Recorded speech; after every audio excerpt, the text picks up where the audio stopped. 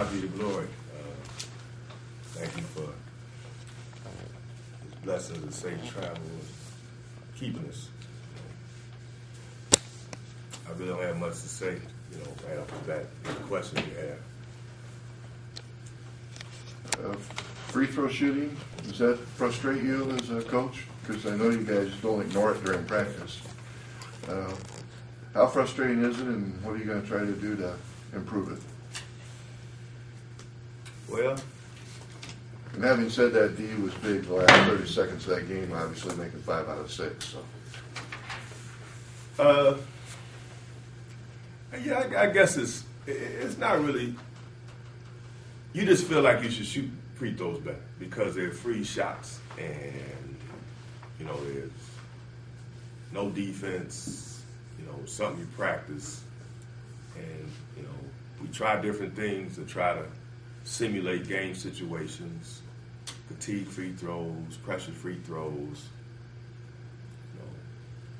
I think it's something that you got to work.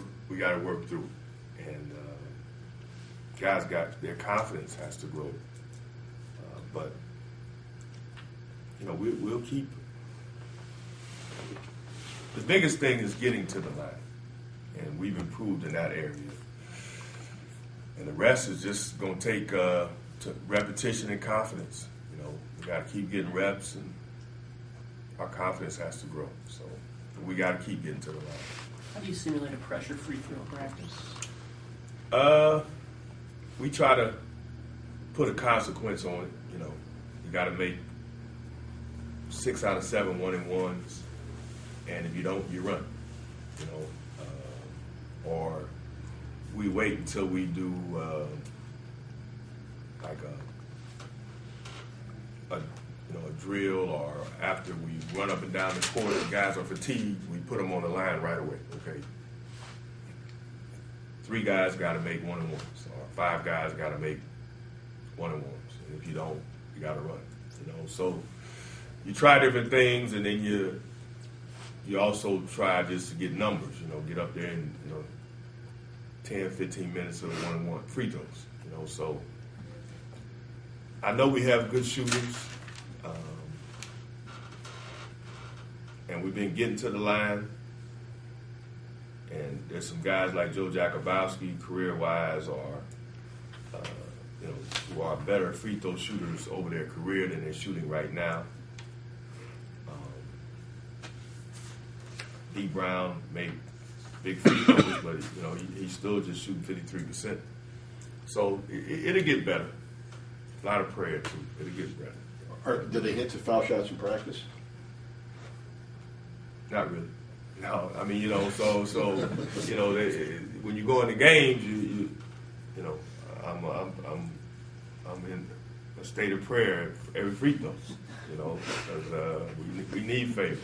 We need some divine guidance, because we've been struggling in practice. So it's psychological and mental. Probably. I don't know. Maybe they say it's sort of like a domino, rippling effect, kind of contagious. But I don't believe that. I just think, like anything else, the more you see the ball go in the basket, the more your confidence is going to grow.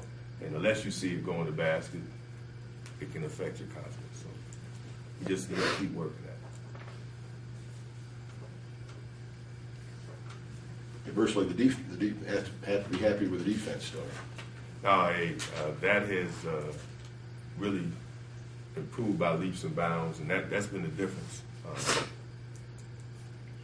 Our field goal percentage defense, our 3-point field goal percentage defense still has a ways to go, but we're trying to get it below that 40% field goal percentage and below the 30% 3-point field goal percentage, and our rebounding has improved.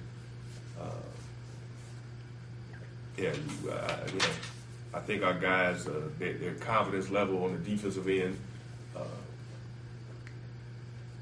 I think they're confident they can get stops when they need it.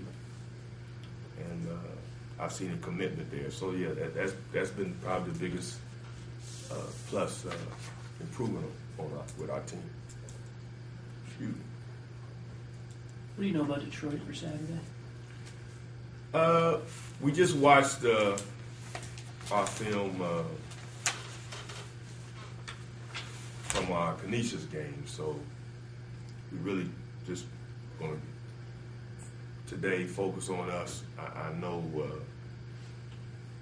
from last year's game, you know, again, you just got to compete at a high level. Got to defend and rebound the ball. I saw their box score from the Michigan game. Other than that, I haven't seen a whole lot of Detroit this year. You think some of the guys might have watched Michigan yesterday? They were on the Big Ten Network with that Detroit game to do a little scouting on their own, or were they? They could have. They could have. We got back late from Buffalo. Probably got to there about 3 o'clock. So they probably in the morning. So they were up. They could have, but we have time. We give them they're off today, and right now they're focused academically, and then we'll start focusing in on Detroit probably around Wednesday, Thursday, Friday, and then play Saturday. But they might have watched the game. I didn't see the game, but you know we'll put our time in. I think you know when you got practice time, you want to take advantage of it, but also you know you want to make sure the guys are clear-minded because there's so much. This exam finals week, there's so much of their mental time spent trying to close out the semester academically. You know that's always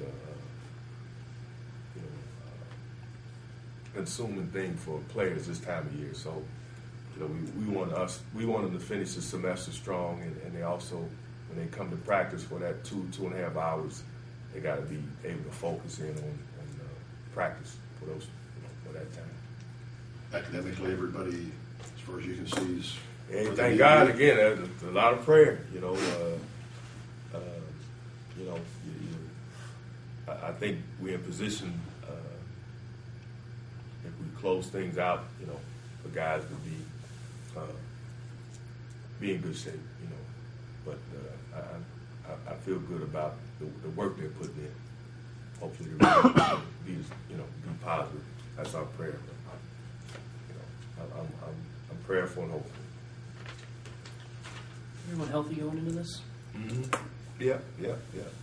Chad Young, our trainer, does a great job. You know. We have bumps and bruises, and this time of year things just pop up. And Chad is he's on top of it. Guys are coming in, getting treatments 3 and 4 times a day. Those that are bumped and bruised. So, but Chad is the best. He does a great job, and he's passionate about it. These guys respect him. So, when we do have bumps and bruises and nicks, you know, he gets them ready to play. Feel comfortable with your rotation? Are you still looking for maybe like Austin Calhoun to contribute if he can, or do you kind of feel it's still a work in progress? You know, you never know. It's still there's room for adjustments, but for the most part, you know, a guy like Austin, I give him credit. Austin has had his best week of practice, and it starts in practice. You know, it really does. And my thing is, I want to give our guys the best chance to have success. You know, you want to put them out there when they're confident and you're confident in them. And you want to put them in situations where they can have success and play through mistakes, but the margin for error is less, especially when you're coming off the bench and you're playing spot minutes. So, you know, those 2, 3, 4 minutes you're in the game in the stretch, they can make a difference one way or another. So, but you mentioned Austin. You know, I've been very pleased with him in practice, and that's where it starts. And nobody questions Austin's talent, talent-wise, and he will get out there. I mean, it's just getting him, like I said, in the best position to